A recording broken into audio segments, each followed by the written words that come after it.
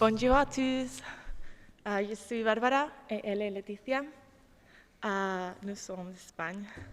Thank you for the word. We come from Varberg, Sweden. Good morning for you all. I'm here to represent the Hungarian group. Bonjour. Good morning. Kifintom. How are you? I'm Maria. And I'm Elena, and we're from the island of Gozo, which is part of the Maltese archipelago. Bonjour tout le monde, je m'appelle Eva. Buongiorno a tutti, mi chiamo Tasni. We are the representatives of our group of 23 pupils from northeastern Wales. My name's Rainis, and I'm from Latvia, from a country where it is already snowing. So it's a great honor to be here. First and foremost, we, the students of the European School of Strasbourg, welcome all of you to this wonderful city. Our entire delegation is very much looking forward to working together with all of you who have traveled to Strasbourg from all over Europe. Our journey to Euroscola might not have been quite as exciting as yours, given that our campus is only a 5-minute walk away from here. We come from Sieradz, and this is our regional costume. Don't worry, we don't dress like that every day. We wear only for special occasions like national days or religious holidays. And today it's that kind of occasion. We dressed like that for you and with respect of the institution of the European Parliament. Good day everyone, and as you already know, we come from Croatia, a small but really, really beautiful country. Even though Lithuania is small in size, I believe it to be big at heart. What we love about being European is that there are no barriers for coming in contact with lots of different cultures and people of so many nationalities. We are proud to be part of the European Union, and I'm sure Europe should be proud of us too. In fact, the school's motto says freedom, creativity, and responsibility, which means everyone has the right to express their unique ideas and opinions, but is also responsible for their actions. Today, from our country, here is a group of people with different interests and perspectives, but the same conclusion. That is to stay connected and help European Union to become better in all respects. Thank you very much for attention, and we wish you a nice day full of new experience.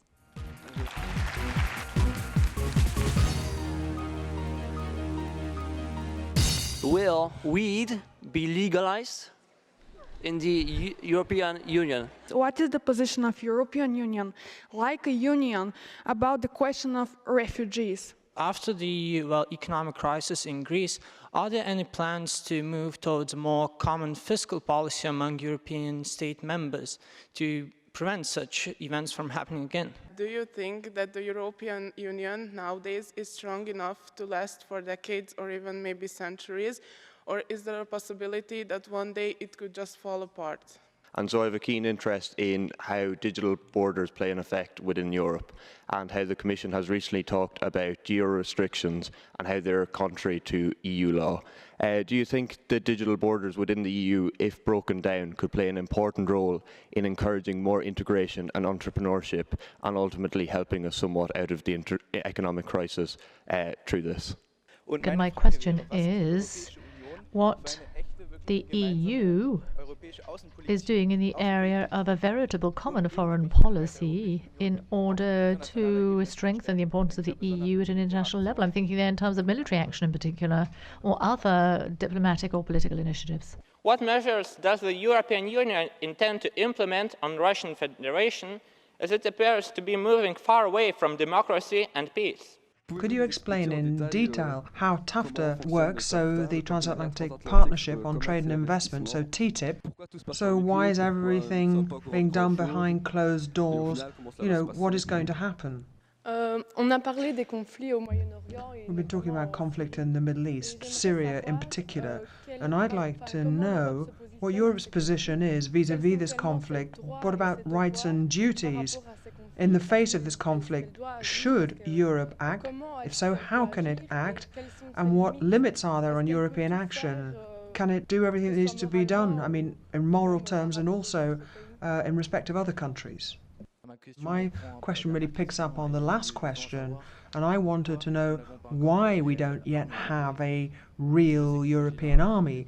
I know this isn't a serious subject for debate. I mean, I wanted to know, what stage any such discussions are at. My question is, because the European Parliament and Europe in general is to do with democracy, with decisions being made in Parliament, should there not be, like, for example, yearly polls similar to which we took part in now for the members of the public, so that if there is not a majority on certain issues within Parliament, then the public view could be referred to as a way of making a decision, as your decisions affect everyone's future within Europe?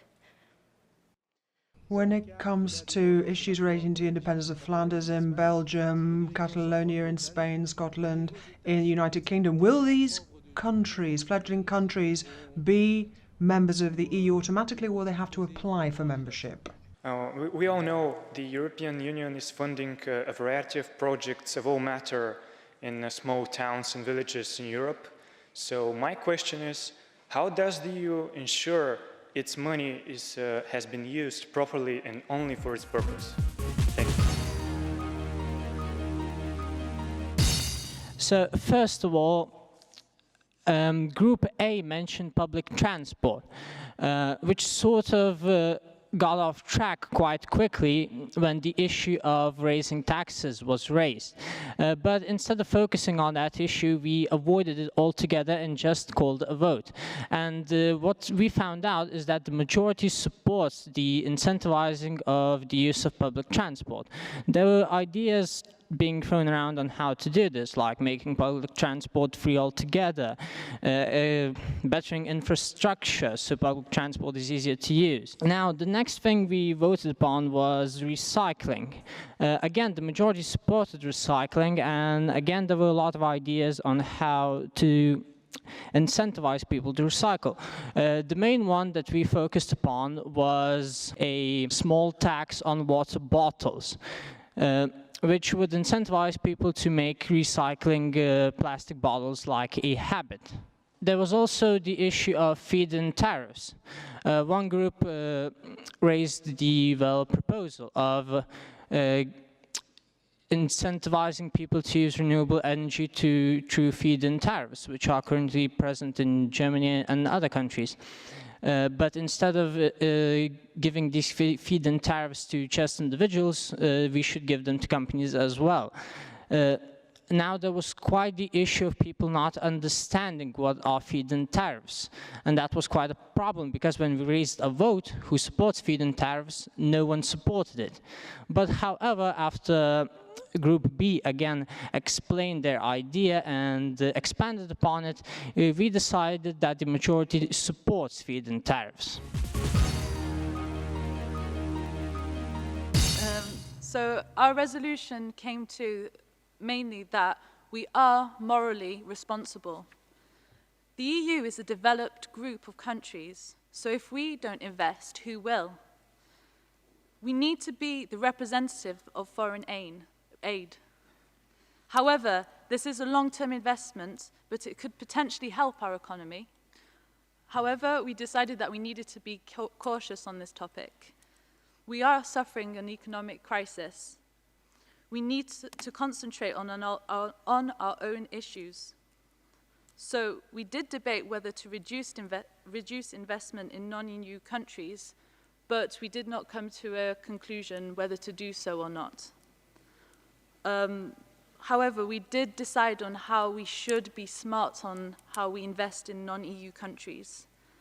We very strongly believed that no military aid should be given to other countries. So we should not give arms to political parties or to rebel groups, as it is not our priority to encourage conflict in other countries. As you see today, we have a major problem with refugees, which is because of conflict in other countries, so we cannot invest in that.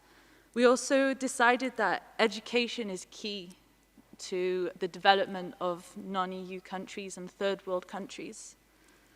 To create a skilled workforce in non-EU countries would be beneficial to create a sustainable world. So this is what we decided to base our resolution on, even though we only had 30 minutes to decide on it. Our group was very lively, even though a little shy at first, but it was a really good experience.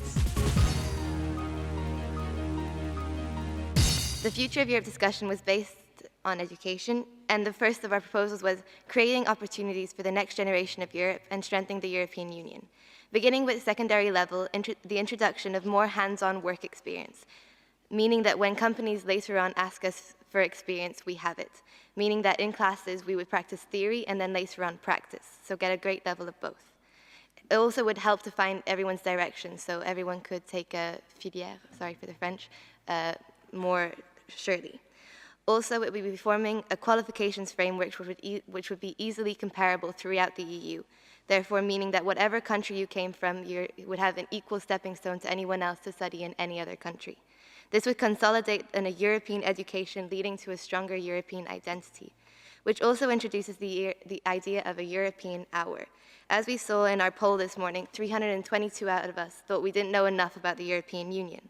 Therefore, we introduced the idea of this European hour, the core concept of it being that we would have an hour a week starting from the last 3 cycles of secondary that would educate us on the fundamental knowledge of the EU, such as the foundations, the institutions, and the goals and the aims of the European Union. With the 2020 goals in mind and the need of solidarity, these additions in education would enlighten the future of Europe. Thank you. Hello.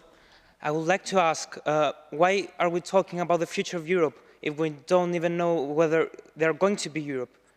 We are calling ourselves a union, but we are not really united. Many countries are struggling, we are turning against each other. How are we going to look forward if we can't even talk, if we can't even have respect for the others? Thank you.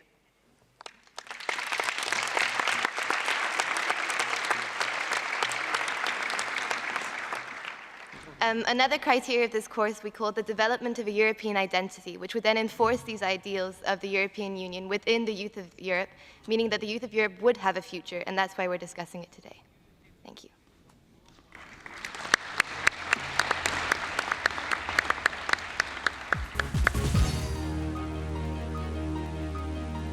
We should advertise and we should give information about information that we have online. Like information online is too difficult to understand, especially like when we were researching these projects in the first place. I bet half of us probably didn't know what any of it meant and just wrote it down. So I think that we should simplify it so that we do understand and that we can actually associate with the topics that we had at hand. Another issue that came up that we said that we could improve this problem by doing it on a cultural level, so that we got maybe a TV kind of show that would show like people what people are about and like make a connection between the countries, so that we knew like each other's cultures better. I found that the problem that we did have was that we did tend to go off topic a lot, and we started to come into voting and making more people active citizenships. But we addressed this by putting it to a vote, and all these votes were agreed that we should have more information accessible to young people, and that we should advertise more, and that everyone's vote does matter, and the fact that people should realize how important their votes are, because votes make the future.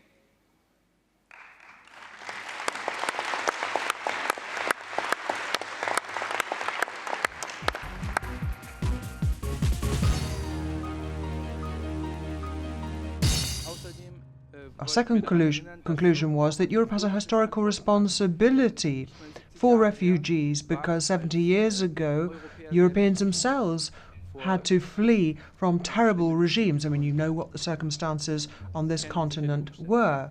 So then we also had a look at the root causes of migration. So war, starvation, and poverty are the push factors, and that is why Europe has to work with countries concerned in order to bring about the stabilization of the areas from which people are fleeing. So it has to invest more heavily in humanitarian aid.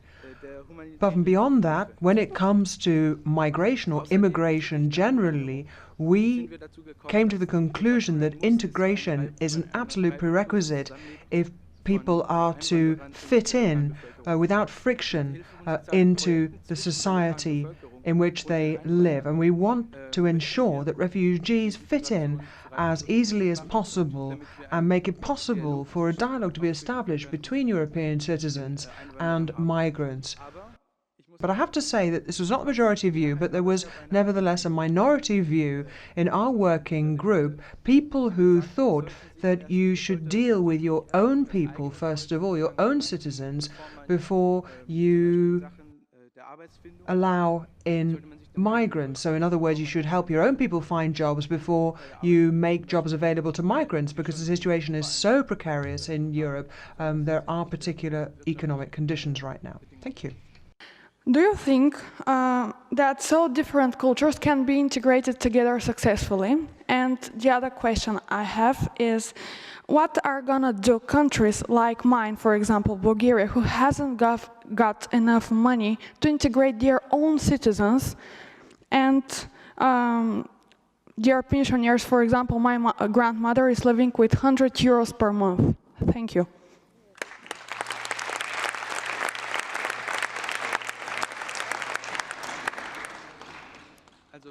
Well, perhaps picking up on the second part of your question first, this is precisely why we're asking for a European response to this problem, and we clearly take the view that if we are to overcome these problems, then this will not be possible with national parliaments working alone. That's why we need a European initiative. That's why we talked about sharing of costs, because you've got the cost of refugees for a small country such as Malta, for example, which has got so many refugees on account of its geography, just simply can't cope with the number of refugees it receives. That's why we need a European response.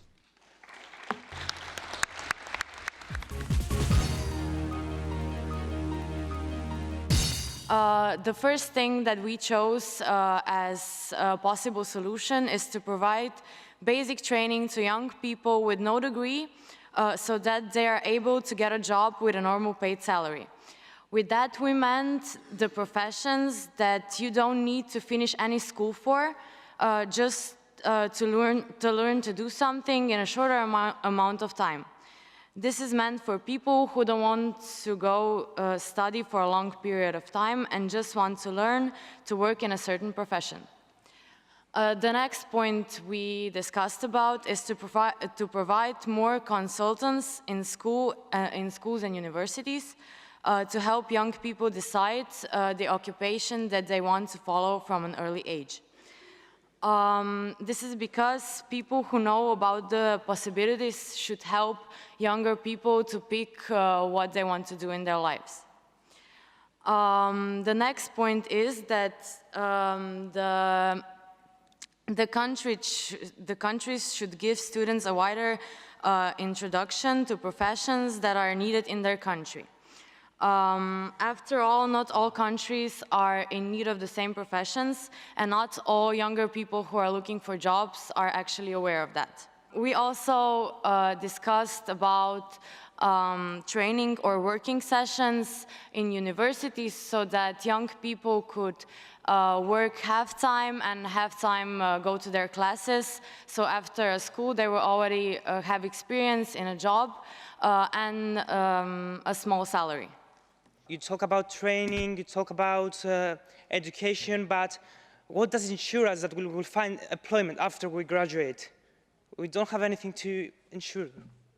Thank you.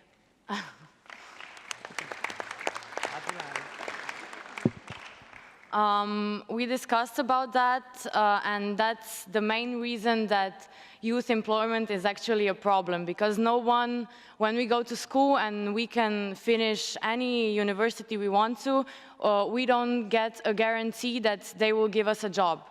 That's why with the system of half-time working and half-time going to classes, maybe an idea is to sign a contract or something with the people you work, that after you finish your school, you could work there like full time.